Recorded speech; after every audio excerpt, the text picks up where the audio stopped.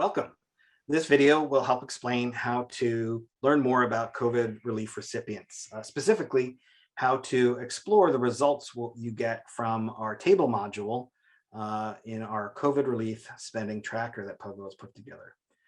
First thing to point out, we're on the table module already.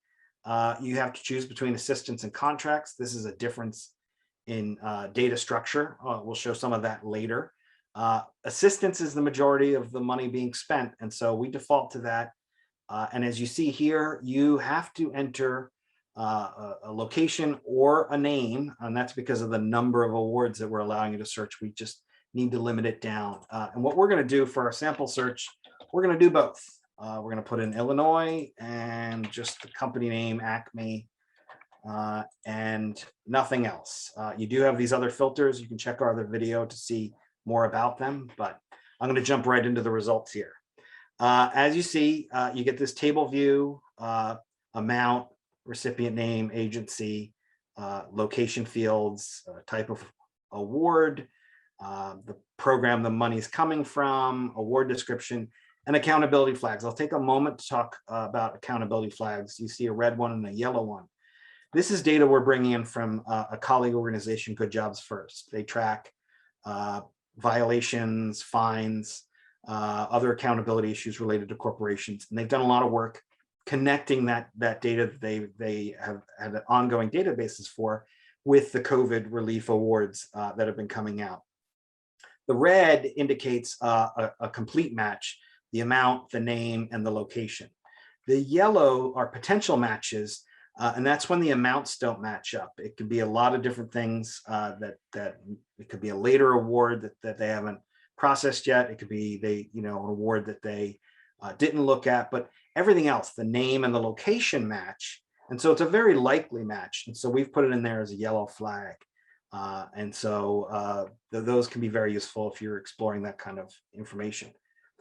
I do want to point out that, while we presented these columns, you don't have to stick with them. You can deselect any of them if you want to declutter your screen in your results. You don't need something. You don't care about what agency is giving the money or something. There's also a few we left off because we didn't think that they were the most useful. County, industry sector, the date of the award. But if they're going to be useful to you, you can certainly put them in and run your search and sort by them. Down here at the bottom, you've got the ability to jump through the pages, pretty standard stuff. The other thing I should mention is that you can click on one of these awards and you can get a lot of details. You start out with pretty standard stuff that you've already seen, the amount, where it's coming from, who it's going to, but then you'll get more details on the recipient, on the accountability flags. You can click through to see the data over at Good Jobs First. We do give you some of that information here. More information on the location, on the award itself. If it's a PPP loan, you get this section. If it's not, this won't even show up, but there's information that sometimes get reported for PPP loans, lenders, information on the demographics, and then some bureaucratic details that for most people aren't very useful, but if you're trying to find some of these awards elsewhere, sometimes these can be very helpful, and we've tried to include them. When you're in here, you can sort by any of these columns. I should have mentioned that. We default to an amount sort, but if you want to sort by address, that can sometimes be helpful if you're looking for companies of different names, but the same location. Can be interesting. You can sort by zip code if you're looking at a whole state. The only one you can't sort by really is description, but everything else should be sortable. You can download. There's a limit of 500,000 records. It sounds like a lot, but if you're trying to download a whole state, it's not going to probably get you there for most of them. You can share either email or social media or copy a link to this whole table. When you're in this details panel, you can also share that. If you want to just send an individual award, you can do that, or you can do all the results as you see here.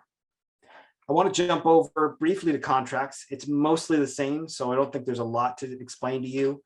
But I did want to point out that when we do a search there, we'll just do Illinois.